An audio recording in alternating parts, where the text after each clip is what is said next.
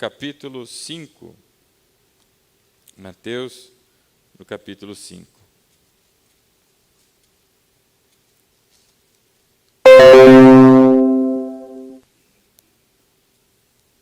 Quem achou, diga amém. Quem achou, diga peraí. Mateus, capítulo 5, nós vamos fazer a leitura do verso 11 em diante. Assim diz a palavra do Senhor.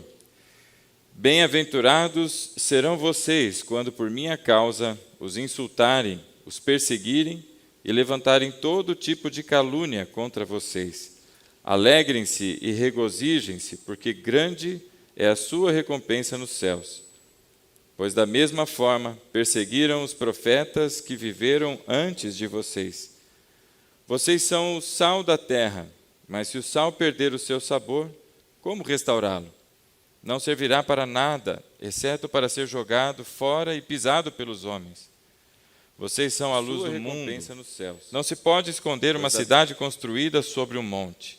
E também ninguém acende uma candeia e a coloca debaixo de uma vasilha. Ao contrário, coloca no lugar apropriado e assim ilumina a todos os que estão na casa. Assim brilhe a luz de vocês diante dos homens, para que vejam as suas boas obras e glorifiquem ao Pai de vocês, que está nos céus. Amém, irmão?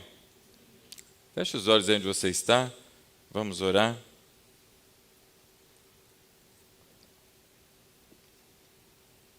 Pai querido, obrigado, Senhor, por essa noite. Obrigado por todos os testemunhos que aqui foram apresentados.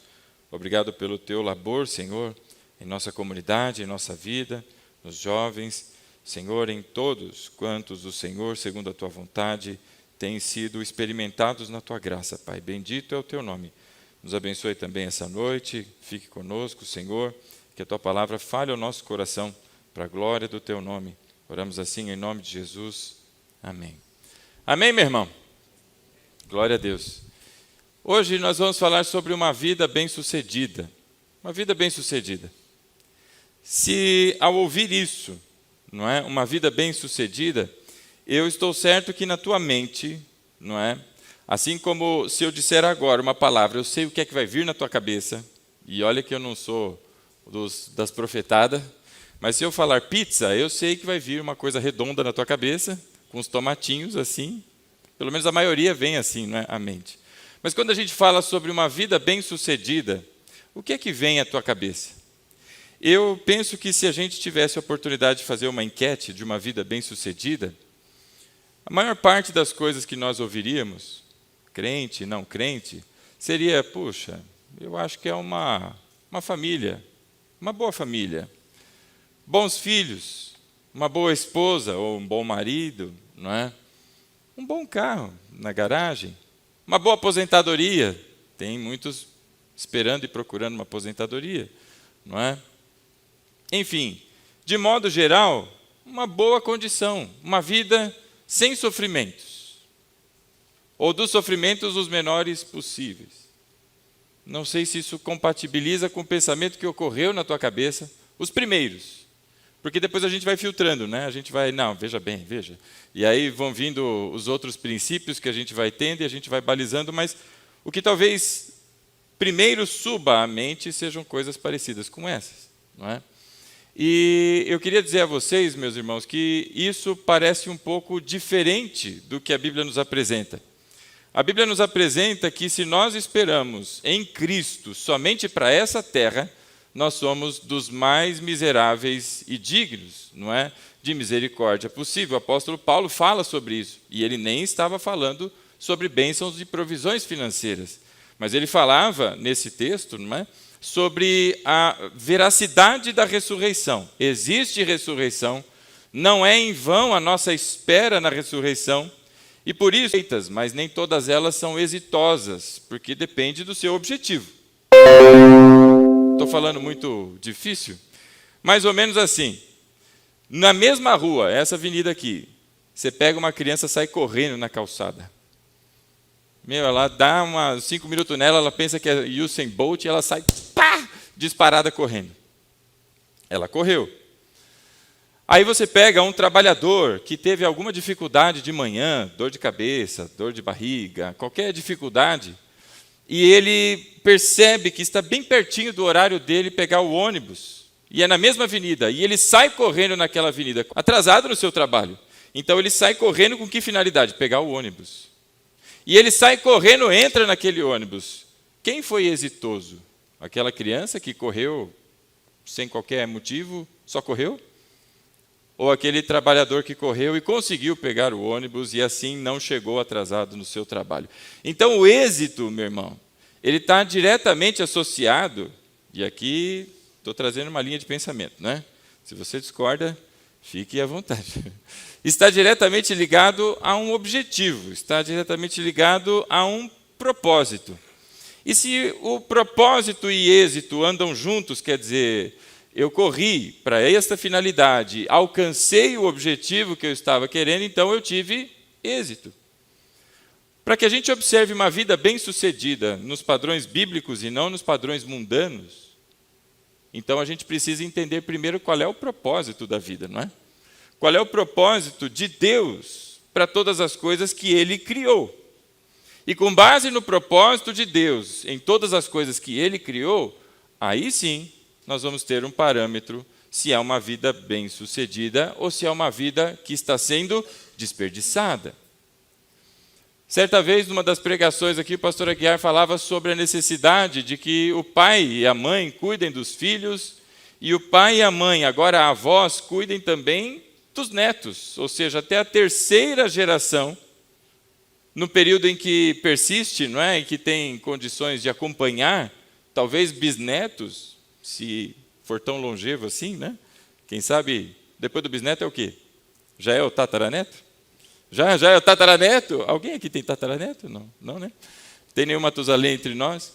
Mas qual é o objetivo da vida segundo a palavra de Deus? Quando nós entendemos o propósito que Deus traz para todas as coisas que Ele criou, finalmente nós vamos entender se a nossa vida está compatível com aquilo que é o propósito do Senhor. Porque nós fazemos planos, não é assim que diz a palavra? Mas qual é o que prevalece? É o seu? É o meu? Ou é o do Senhor? É o do Senhor. Então, meus irmãos, para que a gente observe isto, nós tomamos por base esse texto, capítulo 5 de Mateus, e é importante que você saiba que os capítulos 5, 6 e 7, tudo isso é um texto só, 3 capítulos, que abrangem o que nós conhecemos como Sermão da Montanha. Então, eu estou fazendo uma pequena, não é, incisão, a famosa perícope, né? Peguei um pedacinho aqui do texto, para que a gente possa usar como base para essa questão da vida bem-sucedida. Bom, o primeiro ponto, então, é entender qual é o propósito de Deus. Quando nós falamos de propósito, eu não li aquele livro Uma Vida com Propósitos, tá? Então, não pense que está associado porque eu não li, eu não conheço o conteúdo. Mas quando nós pensamos em propósito, eu estou aqui a dizer a você qual foi, não é, o ponto do Senhor, o nosso Deus, o Deus Criador, quando Ele fez todas as coisas. Meus irmãos, quando Deus faz todas as coisas, Ele tem algo em vista.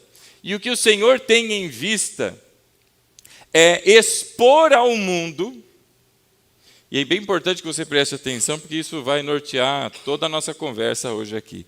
Expor ao mundo a sua glória, a glória de Deus, e ao expor ao mundo a sua glória, àqueles que agora são remidos, têm alegria e satisfação plenas diante da glória do Senhor.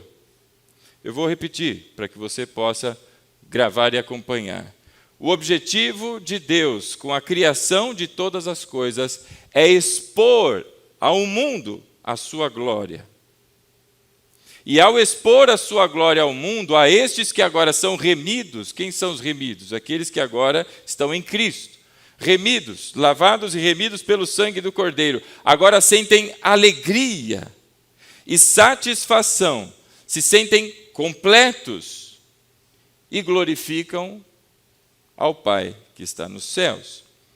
Quem conhece e acompanha os estudos de John Piper, né, é nele que eu me baseio aqui.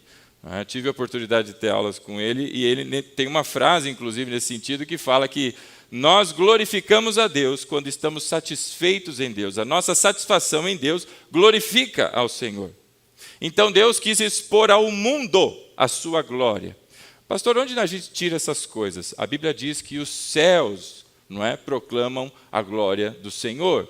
A palavra do Senhor diz, por exemplo, no tempo de Moisés, que Deus, querendo demonstrar o seu poder, e o seu poder é parte da sua glória, então Deus tem ações e se move na direção da glória, de apresentação e manifestação da sua glória, do seu poder, do seu domínio. Portanto, o propósito de Deus é que nós todos observemos a sua glória, a glória do Pai, e nessa satisfação, nessa alegria diante da glória do Pai, agora nós também nos voltemos ao Senhor e glorifiquemos o seu santo nome. Então veja, meus irmãos, que quem está no centro não é o homem. O homem nunca esteve no centro, e fuja toda vez que você ouvir alguém falando de homem no centro. Fuja. Fuja da maneira que você puder, fuja. Isso não é bíblico. Quem está no centro de todas as coisas é o Senhor. Quem criou todas as coisas foi o Senhor. E quando nós olhamos para a criação, nós começamos a observar propósitos. Nós vamos observando nas atitudes do Senhor ações que estão conectadas a um propósito. Nada acontece por acaso, você consegue perceber isso, não é? Isso parece até que crente repete esse tipo de coisa, mas nada acontece por acaso. E por que não acontece por acaso? Porque está seguindo um plano, e não é o meu e não é o seu, mas é o do Senhor, o Todo-Poderoso. Existe um Deus soberano, o governador de todas as coisas, o Criador. Quando ele se apresenta para Moisés, meu irmão, Moisés está lá naquela sarça ardente, você se lembra desse momento, não é? O que acontece ali? Moisés está diante de um grande desafio e ele fala para o Senhor, Senhor, e agora? Vou eu chegar lá diante daquele povo e vou dizer que eu fui enviado por quem? Quem enviou Moisés, irmão? Deus diz que ele é o eu sou. E quando nós olhamos a este nome, o Yahué, como nós também conhecemos, o eu sou, quando nós ouvimos este nome, quando nós pensamos sobre este nome, meus irmãos, nós vemos muita coisa. Eu sou. Deus não tem começo e nem fim. Ele é. Deus não é controlado por ninguém, mas Ele controla todas as coisas. Deus não é definido por coisas, mas Ele define todas as coisas. Você consegue entender a inversão das coisas nos dias de hoje? Ele é o Todo-Poderoso. Não se move a mão dele, mas Ele move vida de pessoas ao redor desse mundo inteiro. É Ele quem cuida da cultura, é Ele quem cuida da história da humanidade, é Ele quem cuida dos eventos que estão construindo aquilo que nós estamos experimentando, e tudo provém dEle. Ele é o grande provedor de todas as coisas. Ele é o eu sou. E diante disso, meus irmãos, às vezes algumas pessoas tendem a dizer, olha, então eu acho que eu vou tomar determinado caminho, eu acho que eu vou fazer tal coisa. Meu irmão, a gente precisa despertar e abrir os olhos, porque nós estamos diante do Deus Todo-Poderoso, que conhece todas as coisas, e é Ele quem estabelece todos os limites. Ora, não é assim que diz a palavra, não é? Quando o Senhor falava com Jó, ora, onde você estava quando eu pus limite para o mar não avançar? Onde é que você estava? Por acaso foi o homem com a sua tecnologia que colocou ali sensores para que quando a água viesse, startasse um raio, desse um choque na água e a água recua? Ou foi o Senhor que com a sua palavra de autoridade e poder determina todas as coisas? Irmão, a gente precisa despertar para essa realidade. Tiago diz assim, olha, tolo é aquele que diz, amanhã eu vou a tal lugar, depois de amanhã eu vou fazer tal coisa, eu vou lucrar com tal atividade. Ora, irmão, você não tem o domínio do segundo seguinte da tua vida, porque acha que vai fazer isso e aquilo. Mas o que Tiago nos ensina? Se Deus quiser, amanhã eu irei em tal lugar. Certa vez aqui numa das aulas que a gente estava tendo aqui na igreja, uma pessoa virou para mim e falou: pastor, olha, meu marido briga comigo quando eu digo assim, se Deus quiser, porque ele acha que eu estou com pouca fé. Eu falei: não, irmã, é exatamente isso que a palavra diz.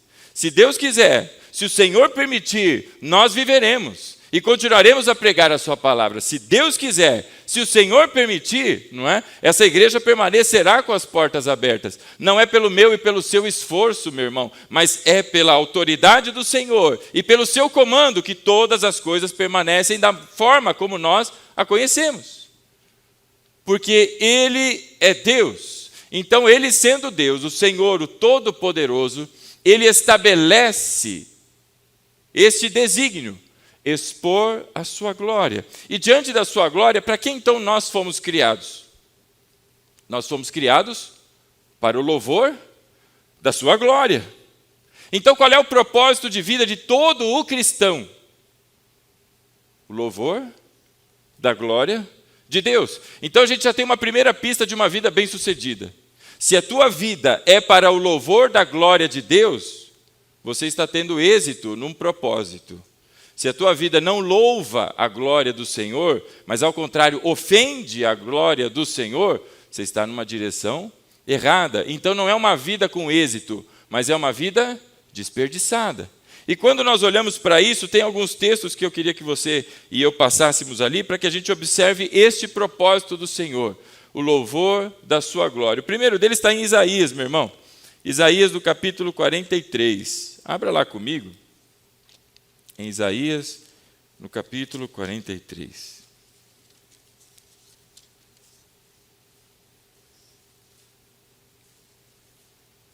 Nós vamos fazer a leitura do verso 6 e do verso 7.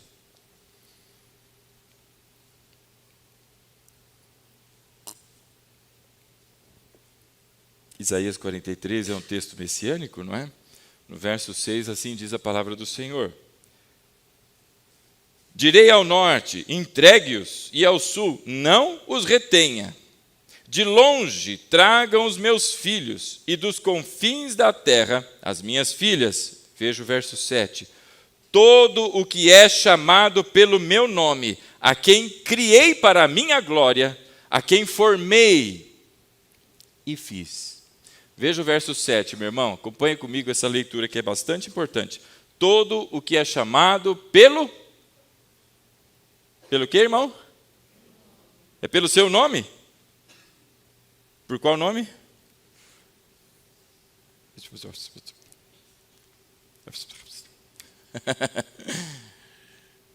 Verso 7. Todo o que é chamado pelo meu nome. Sabe o que isso quer dizer? Todo aquele que é família de Deus. Você tem um sobrenome, não tem? Bom, pelo menos eu acho que isso é costume. Não sei se tem alguma cultura que seja diferente. Não conheço. Mas eu herdei o nome da família, não é? A família que meu pai e minha mãe constituíram. Eu herdei esse nome. E constituí a minha família, e agora esse nome que eu herdei do meu pai e da minha mãe, agora eu passei para os meus filhos. E assim, a coisa segue. O que nós estamos vendo aqui é o Senhor dizendo que todo o que é chamado pelo meu nome, minha família, não é o seu nome. Deus conhece você pelo nome, sem dúvida nenhuma. Mas aqui ele está se referindo ao que ele fez. E aí ele continua dizendo, a quem eu criei, Deus criou, e com que finalidade? Para a minha glória. Criados para a glória de Deus, a quem fiz, a quem eu formei, aqueles a quem o Senhor fez e aqueles a quem o Senhor formou. Com que objetivo, então? Para a glória do Senhor. Existe mais um texto ainda em Isaías, no capítulo 48, que eu gostaria que você estivesse aí comigo na leitura. Agora no capítulo 48, os versos 9 e o verso 11. 48, verso 9 e verso 11. Veja, meu irmão, que não está o homem no centro. Veja quem está no centro. Verso 9, ele diz assim, 48. Por amor do meu próprio nome. Por que razão? Por amor ao quê? A cada um de nós? Por amor ao meu próprio nome, eu adio a minha ira. E por amor de meu louvor, eu a contive. Deus está dizendo. Por que ele conteve e adiou a sua ira? Para que você não fosse eliminado. Veja, eu refinei você, embora não como prata. Eu o provei na fornalha da aflição. Veja o verso 11. Por amor de mim mesmo, eu faço isso. Como posso permitir que eu mesmo seja difamado? Por amor de quem, meu irmão, que o Senhor fez todas essas coisas? Para a sua glória. Não é para o homem, mas era para a sua glória. Quem está no centro? Tem algum homem aí aparecendo no centro, irmão? Senão o propósito absoluto de Deus. E este propósito é para o universo todo, meu irmão. Não é para mim e para você, é para o universo inteiro. E você e eu fomos criados, fazemos parte deste universo criado por Deus. E se fazemos parte, nós precisamos entender primeiro qual é o propósito de Deus com o universo que Ele criou. Nesta ordem, para agora, diante deste momento, como criados, como criaturas, entendermos qual é o nosso propósito dentro da obra que o Senhor fez para com o nosso Deus. Então é para a sua glória. Tem mais um texto aí, agora Salmo de número 106. Volta aí, meu irmão. As pessoas ficam achando, né? Esse pastor vem com as ideias, tal, cadê? Está na Bíblia, irmão. Tem que ser bereano, meu irmão. Tem que confirmar. O pastor está falando groselha, não está? De onde arranca essas coisas? Salmo de número 106, quem achou, diga amém. Quem achou, diga aleluia. Verso 7. Ele diz assim: no Egito, os nossos antepassados não deram atenção às tuas maravilhas, não se lembraram das muitas manifestações do teu amor leal e rebelaram-se junto ao mar vermelho. Contudo, veja aí o verso 8, ele os salvou por causa do seu nome. Para quê? Para manifestar o seu poder. Poder, parte da glória de Deus. Então, por que Deus salvou estas pessoas? Para que tornasse conhecida a sua glória, para que vissem o seu poder. Verso 8. Contudo, ele os salvou por causa do seu nome, para que então manifestasse o seu poder. Diante desses textos, meus irmãos, nós vamos encontrando então aqui o objetivo de Deus com a criação de todas as coisas, que é mostrar, evidenciar a sua glória para o mundo. Enquanto as pessoas estão por aí tentando entender se a gente veio de peixe, aliás, era do macaco, não é? Mas aí veio uma outra teoria que agora a gente vem de peixe, e é uma coisa sem pé nem cabeça, irmão, porque o peixe está lá nadando, de repente ele tem a vontade de sair da água. E o peixe não respira fora da água, mas ele saiu da água. E o pior, ele conseguiu sair, ele não tem perninhas, mas ele conseguiu sair e ele conseguiu respirar, mesmo não respirando fora da água. E aí, meu irmão, ele quis pegar a frutinha na árvore. E aí ele foi se esticando, até que ele foi desenvolvendo um pescoção. Meu irmão, tem umas coisas que não tem pé nem cabeça.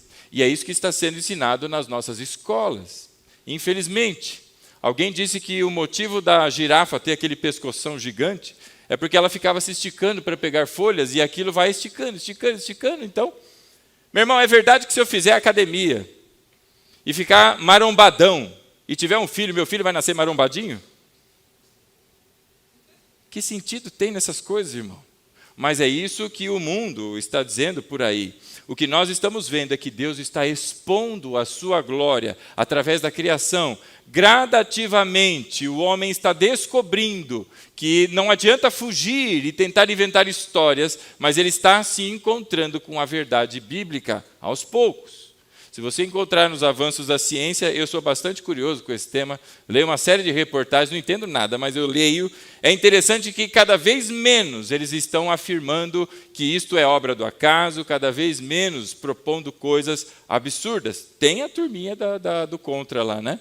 Mas cada vez mais estão tentando explicar como é que seja lá o que for, ainda não assumem que é Deus, mas seja lá o que for, como é que este ser soberano, autônomo, fez estas coisas.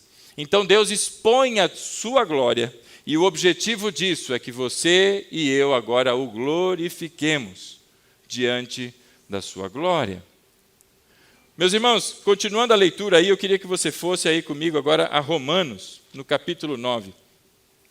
Quem acompanhou o estudo aí da Epístola aos Romanos, viu as faíscas que deu quando a gente chegou nesse capítulo, né?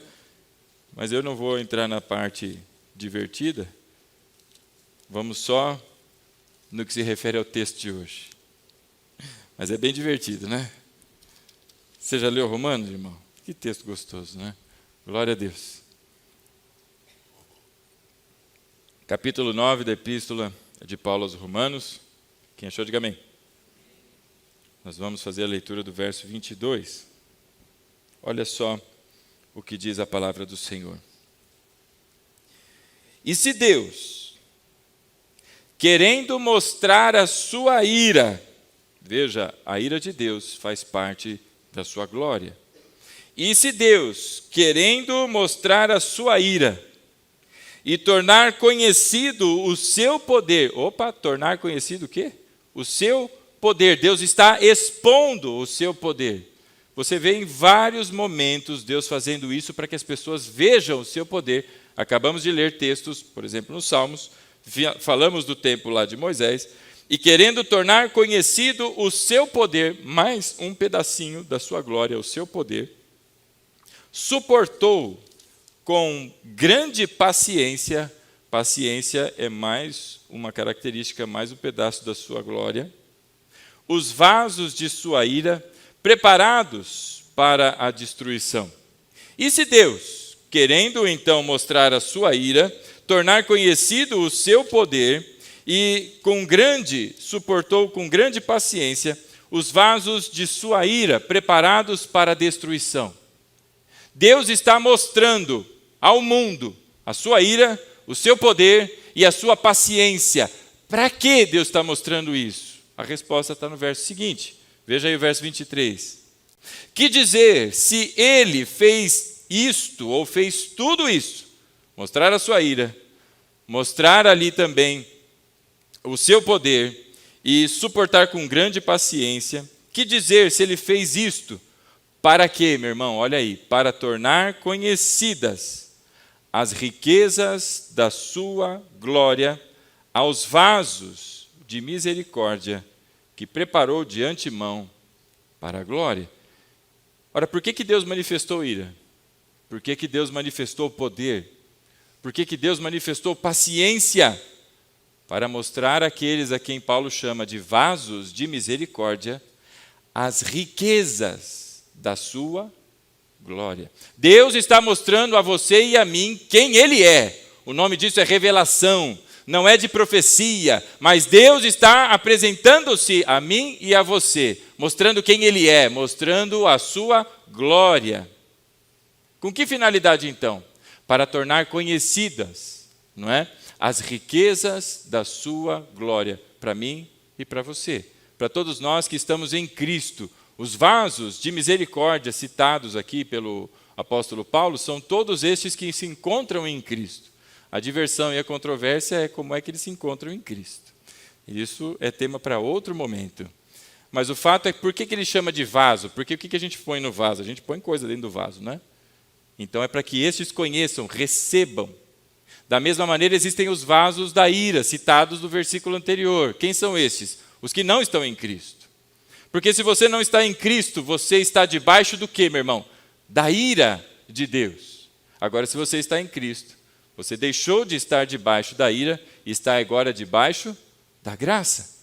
E a graça, meu irmão, é exatamente o ponto que nos conecta ao segundo momento aqui da nossa conversa. O primeiro é que Deus quis mostrar a sua glória a todas as pessoas e manifestou a sua glória para que nós, que cremos em Cristo, louvemos ao Senhor e louvemos a sua glória. Nós fomos criados para o louvor da glória de Deus. Não tem outro motivo para o qual você tenha sido criado, porque dele, por ele, para ele são todas as coisas, não tem outro destino senão para Cristo. Falávamos no domingo passado que todas as coisas serão convergidas, recapituladas, colocadas por debaixo de uma nova cabeça. Quem é esta cabeça?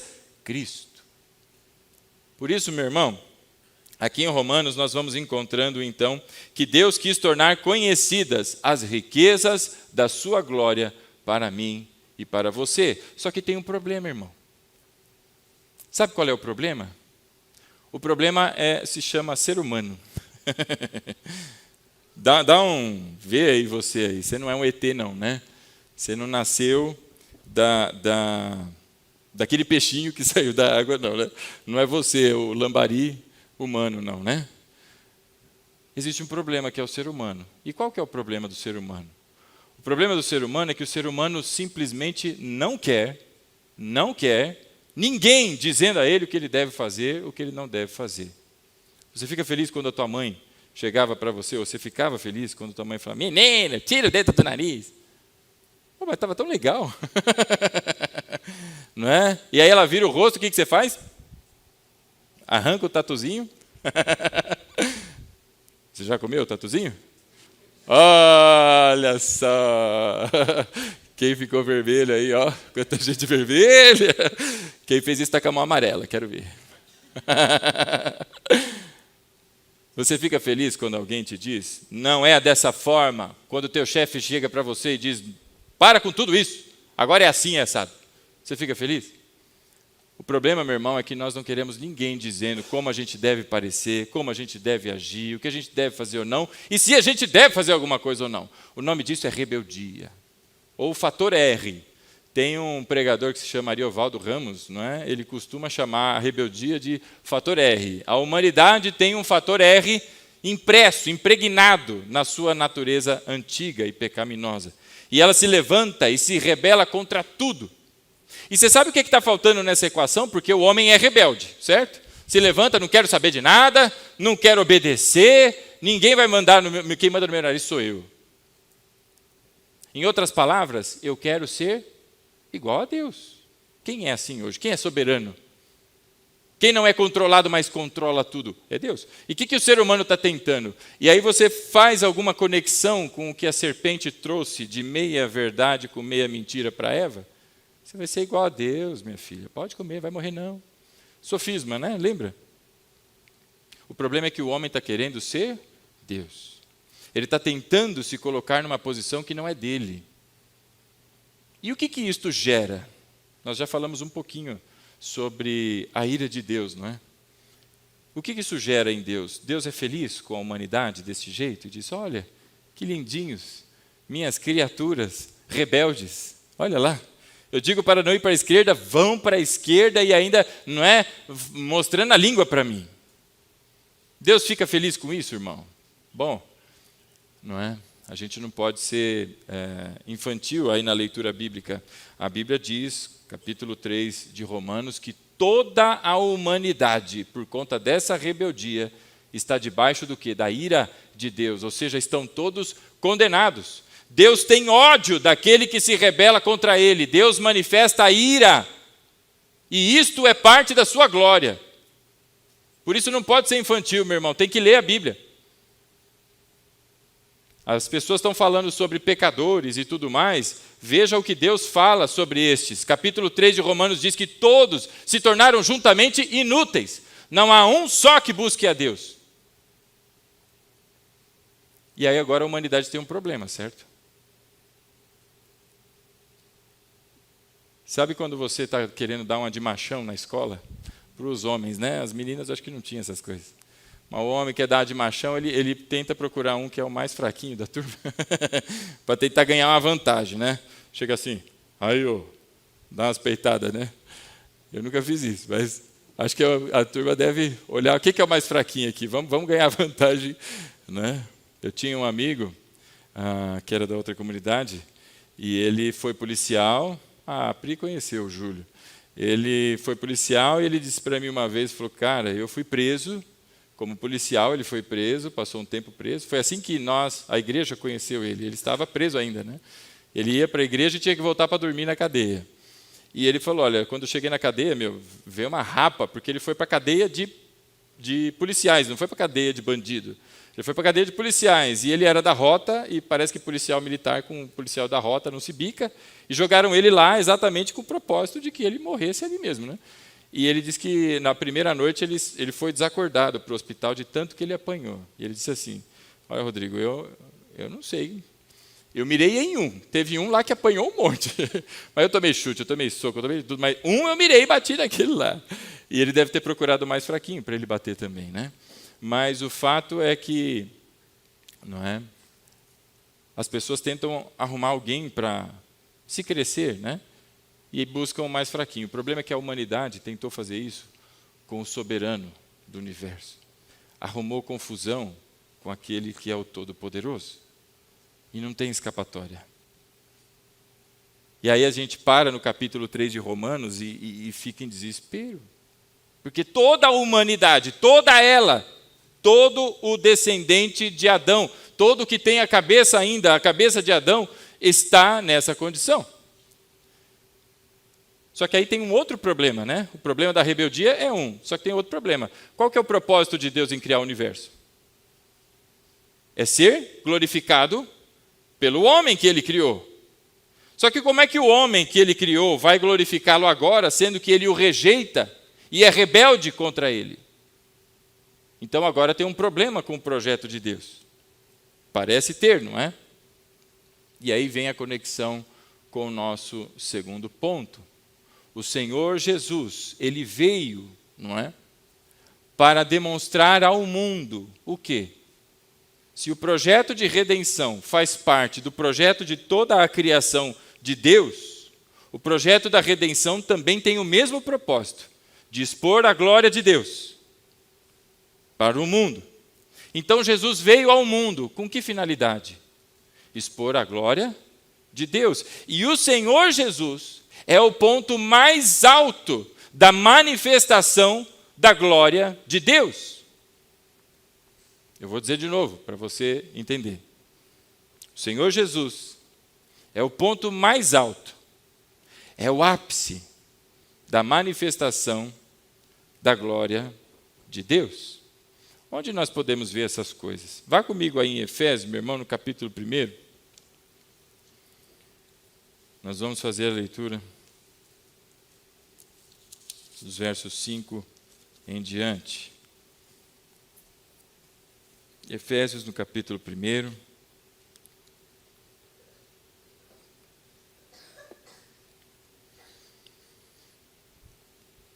Olha aí o verso 5.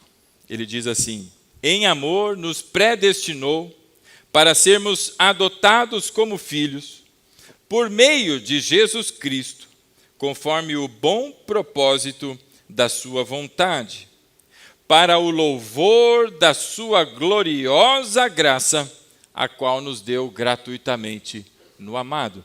Então, por que veio o Senhor Jesus Cristo? O Senhor Jesus veio a este mundo para expor a glória do Senhor. Ele veio para que, através de Cristo, eu e você, pessoas que aqui o apóstolo Paulo chama de predestinados, e predestinados com que finalidade? Para sermos adotados como filhos. Com que sentido Jesus veio a este mundo para que nós fôssemos adotados? Olha aí o verso 6. Para o louvor da sua gloriosa graça. Então, Jesus vem ao mundo, morre por mim e por você, e isto apresenta a glória de Deus. E em fazendo isso, em morrendo por mim e por você na cruz, o Senhor Jesus torna-se a exposição, ou torna a exposição da glória de Deus ao seu ponto mais alto. E o nome disso é graça. Para o louvor da sua gloriosa graça, que Ele concedeu no amado e concedeu gratuitamente. É graça, é favor não merecido. E essa ação de Deus, isso é tão profundo e tão glorioso, meu irmão, essa ação de Deus em Cristo é tão maravilhosa porque ela não depende de mim e nem de você. É totalmente pela vontade de Deus. E nós vamos encontrar isso de maneira mais clara em 2 de Paulo a Timóteo, Siga lá comigo, no capítulo 1 também, 2 de Paulo a Timóteo, no capítulo 1, nós vamos fazer a leitura do verso 9. O apóstolo Paulo vai nos dar mais alguns detalhes dessa ação graciosa de Deus. 2 Timóteo, capítulo 1, verso 9. A palavra diz assim, vamos ler o 8 em diante, não é? Portanto, não se envergonhe de testemunhar do Senhor e nem de mim, que sou prisioneiro dele, mas suporte comigo os sofrimentos pelo Evangelho, segundo o poder de Deus. Verso 9, que nos salvou, o poder de Deus que nos salvou, e nos chamou com uma santa vocação, não em virtude das nossas obras, mas por causa da sua própria determinação e graça, e esta graça nos foi dada em Cristo Jesus, desde os tempos eternos. Quando é que essa graça se manifestou a mim e a você, meu irmão? Desde os tempos eternos. E o que isso quer dizer? Quer dizer que você nem existia. Quer dizer que o universo criado pelo Senhor nem existia. Deus já havia manifestado graça em Cristo. Isso fica mais fácil da gente entender ainda, agora olhando para um texto de João. Apocalipse, capítulo 13. Dá uma olhadinha lá comigo. Tinha uma banda de, não sei se era rap, o que era, que chamava Apocalipse, né? E tinha uma parte da música que o cara falava, Apocalipse 16. Capítulo 13 de Apocalipse, meu irmão. Siga lá comigo. Você vê que eu levo jeito aí pro hip hop, não leva? É nada. Olha aí o verso 8. Texto de João é um outro caminho. Está falando do fim dos tempos, está falando do levante de anticristo e todos os moveres, mas olha aí o verso 8. Todos os habitantes da terra adorarão a besta, a saber, todos aqueles que não tiveram seus nomes escritos no livro da vida do Cordeiro que foi morto. E foi morto quando? Desde a criação do mundo. O que João está trazendo para mim e para você é que este nome, o teu e o meu, a todos esses que estão em Cristo, eles tiveram o seu nome escritos num livro, chamado o livro da vida do Cordeiro que foi morto. Antes que houvesse universo, antes que você fosse criado, Deus já havia produzido um livro com o nome destes a quem ele chama agora, não é? De seus filhos adotados para o louvor da sua gloriosa graça. Eu queria que você prestasse atenção nesse texto aqui, meu irmão, do verso 8 ainda.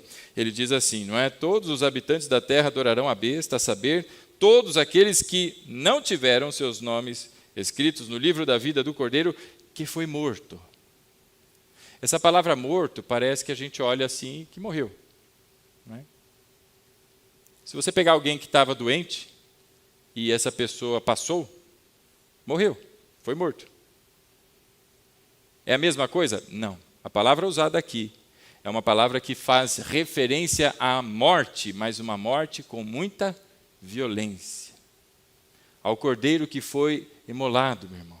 Ao cordeiro que foi morto, e morto na cruz, com toda a violência que envolveu o ato da salvação. Portanto, meus amados, nós observamos em Cristo o ápice da glória de Deus sendo apresentada, expressa ao mundo, e o nome disso é graça.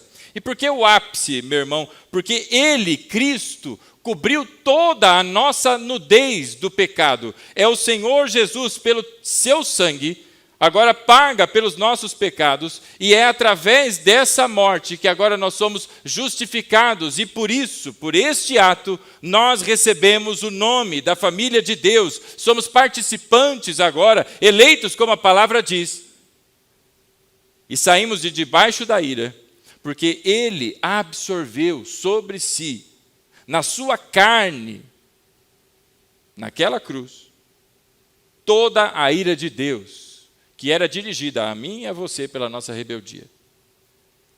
Por isso, meu irmão, o ápice de todas as coisas está em Cristo, e ele se torna agora o ponto mais alto da revelação da glória de Deus, e o nome disso se chama graça. Agora que nós entendemos esse propósito, que em Cristo, que fez todas essas coisas antes que qualquer coisa existisse, o Senhor nos separou para o louvor da sua glória. Agora nós entendemos qual é o nosso propósito. O Senhor Jesus, na oração em que ele ensina, lá no Sermão da Montanha, no capítulo 6 de Mateus, não é? Ele diz assim, olha, quando vocês forem orar, orem dessa maneira: Pai nosso, que estais nos céus, santificado seja o teu nome. Ora, o que isso quer dizer?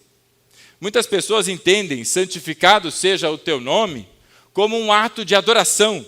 Alguém que está contemplando a grandeza do Senhor e diz, glória a Deus pelo teu nome que é grande. Mas se você observar com mais atenção, este texto está trazendo petições. São pedidos sendo apresentados a Deus. E quando o Senhor Jesus ora, louvado seja o teu nome, ou melhor, santificado seja o teu nome, isto é um pedido. Aí você fala, peraí que agora deu ruim aqui, peraí, o que é o quê? Porque santificar para mim e para você, o que é? Qual é o processo de santificação na minha vida e na sua? É um processo de purificação.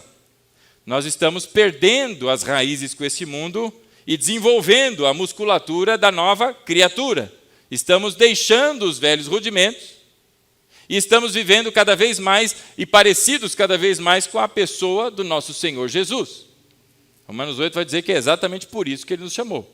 Para sermos iguais ou à imagem do seu Filho. Não é? Amém, irmão? Então depois você lê lá, Romanos 8, 28, até o verso 30. Você vai encontrar isso lá. Seja bereano, não confie em mim, não.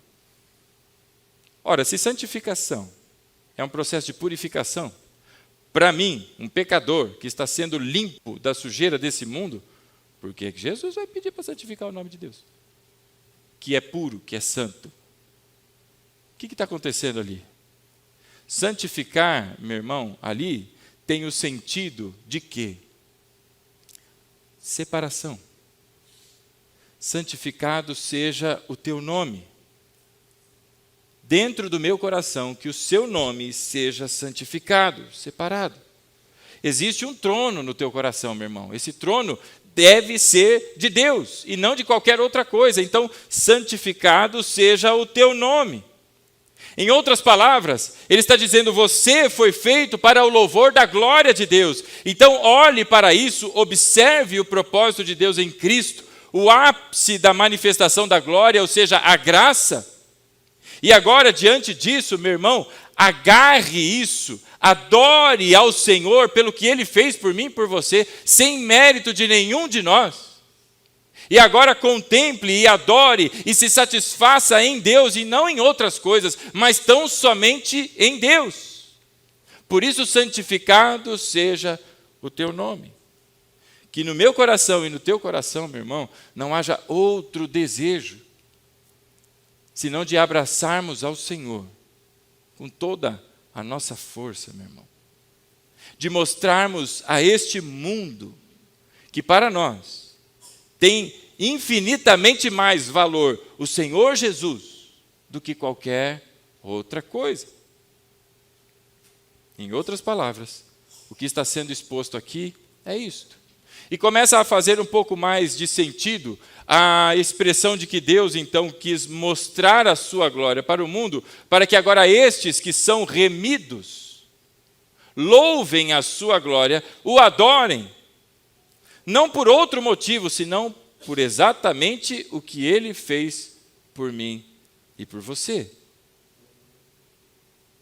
Isso parece conflitar com toda essa movimentação de bênção, com toda essa movimentação de temas atuais, que as pessoas têm que ser felizes e tudo mais, sendo que a nossa felicidade está em Deus, em nos satisfazermos com Deus. Acontece que tem muitos que se dizem cristãos, e não estão satisfeitos com Deus.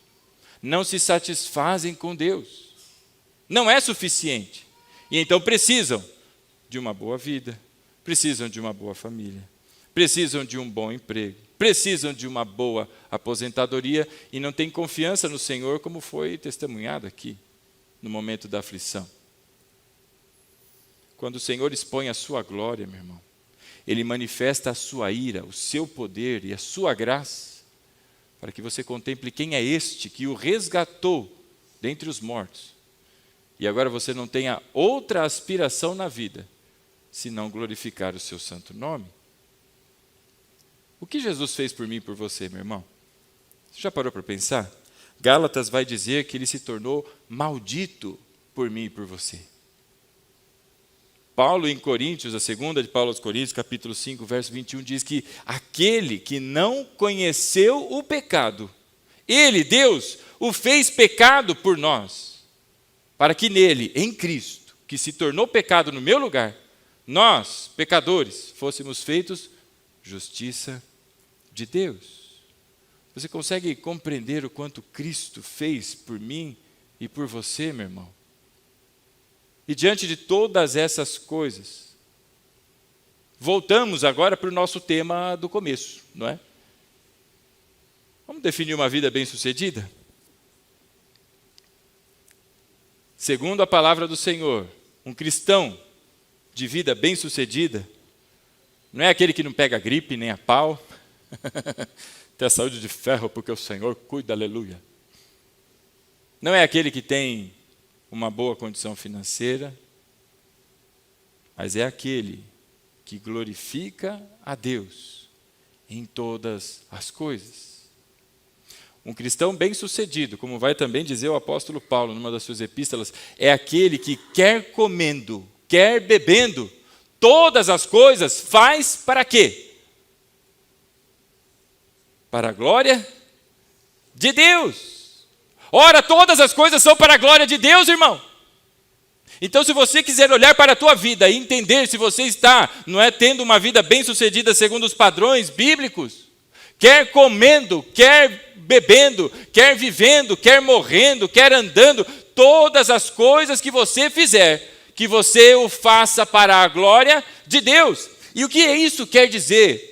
Comer para a glória de Deus, beber para a glória de Deus, viver para a glória de Deus, morrer para... O que isso quer dizer, meu irmão? Quer dizer que você está mostrando para o mundo que por causa da glória de Deus, o ápice dela, a graça, ao qual te alcançou, você mostra para o mundo que não tem coisa melhor, maior na tua vida do que o teu Senhor.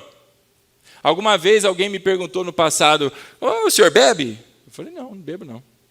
E aí alguém me disse assim, o senhor não bebe por causa da religião? E no passado eu respondia, meu irmão, não é por causa da religião não, é porque eu não bebo mesmo, nunca bebi. Nunca bebi, não gostei de beber, eu não bebo.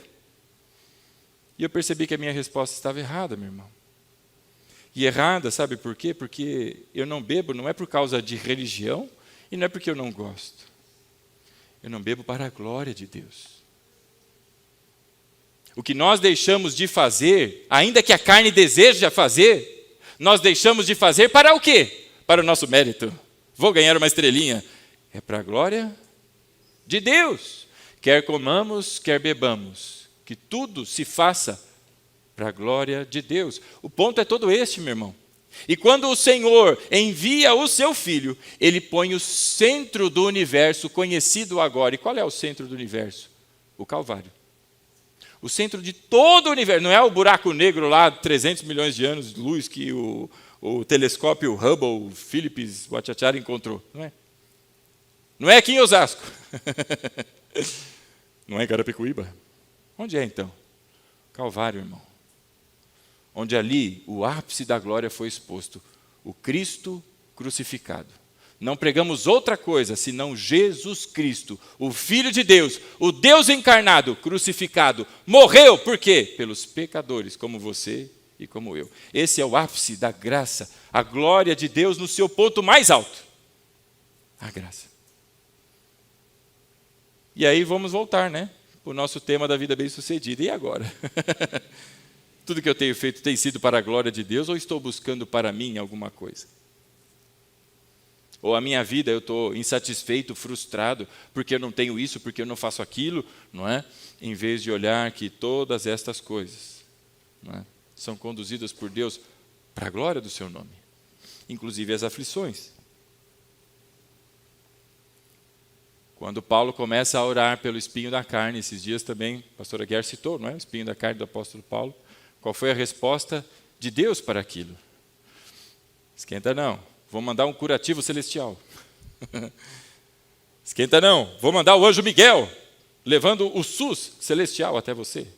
Vamos remover esse espinho. Ou ele disse, a minha graça te basta. O cristão precisa amadurecer, irmão. O cristão precisa crescer. Tem gente que convive com situações que para muitos parece falta de fé. Mas para quem está vivendo, é experiência da glória de Deus, porque ainda nas dificuldades, o Senhor sustenta com a sua destra fiel. A gente precisa amadurecer. E ao olhar para essa vida cristã, e com isso a gente se aproxima do final, ainda temos a ceia hoje, glória a Deus por isso. Volte lá comigo em Mateus, que é o texto que nós começamos, não é? E de onde, capítulo 5, nós tiramos tudo isso. O Senhor Jesus diz para todos, ali no Sermão da Montanha,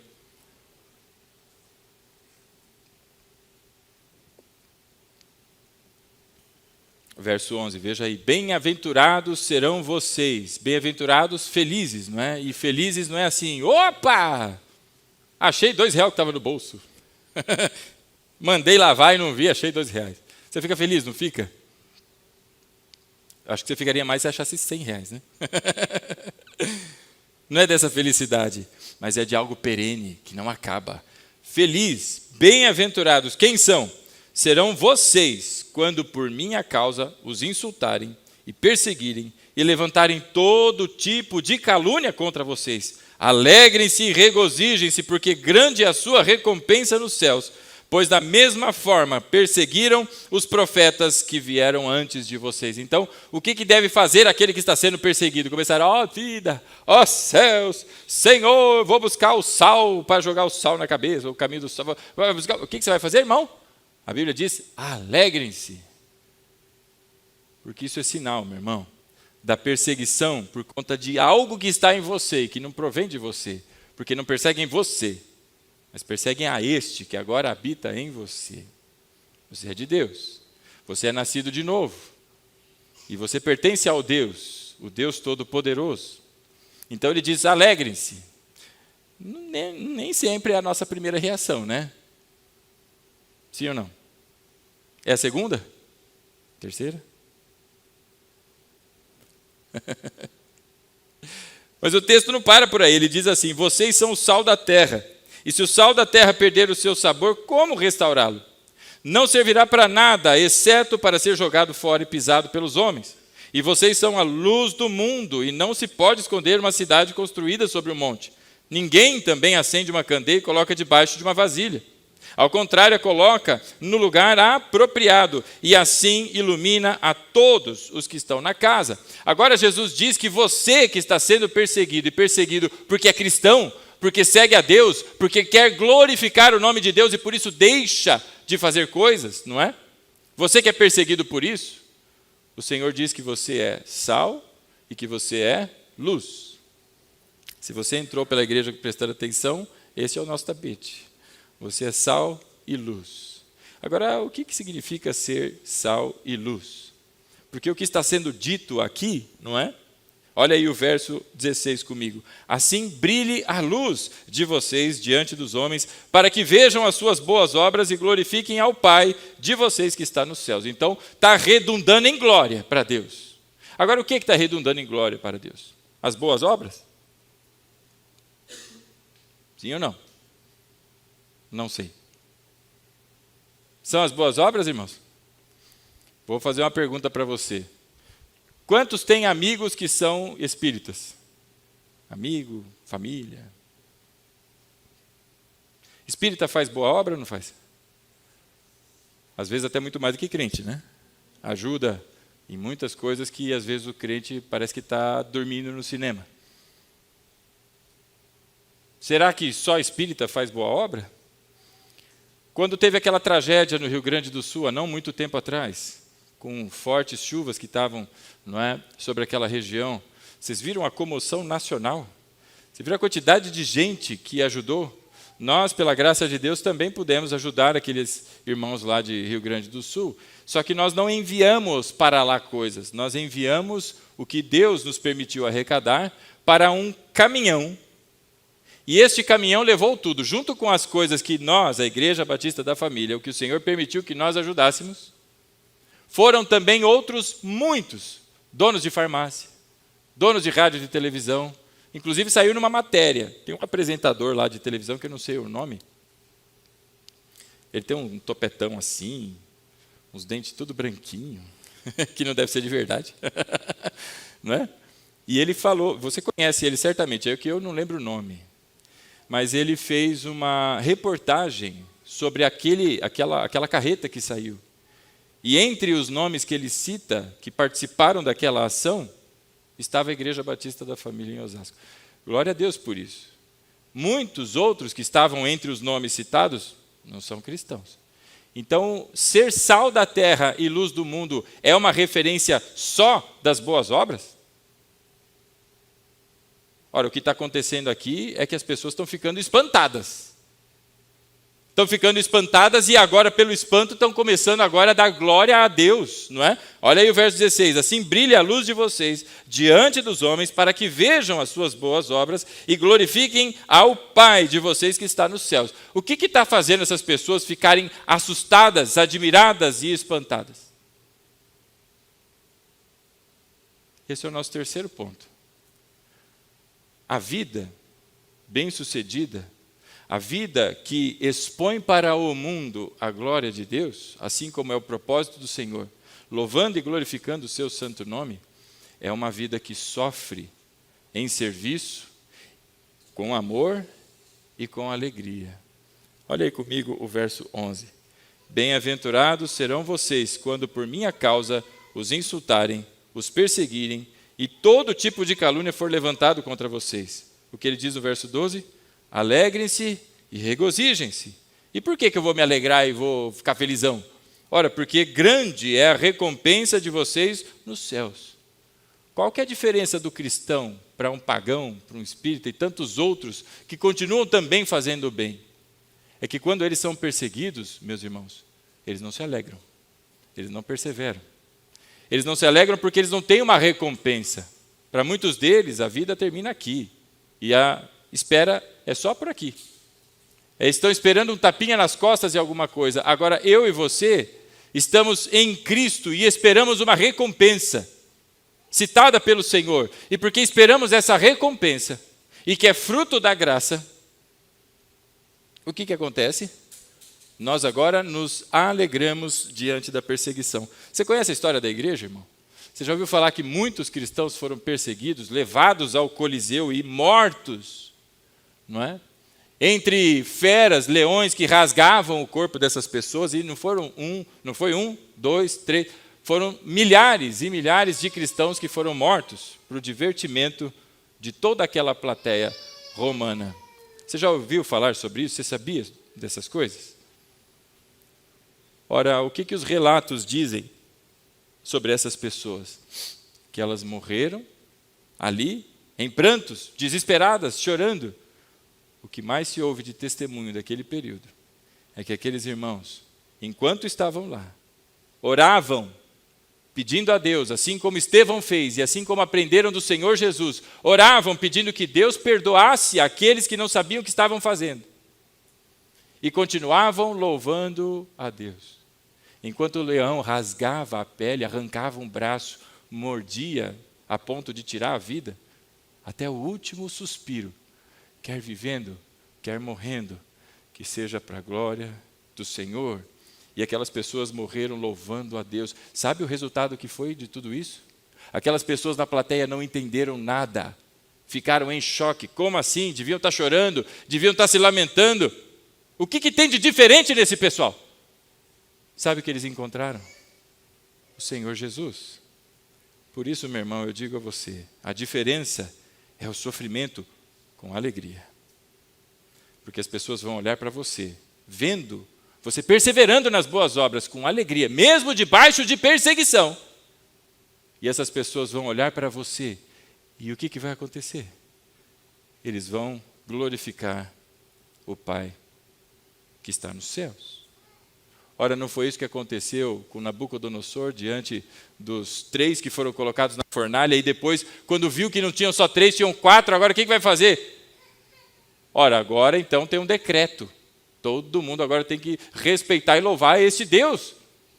Porque as pessoas agora veem você no meio do sofrimento, não só perseverando, mas alegres. Por isso, meu irmão, nós devemos nos alegrar.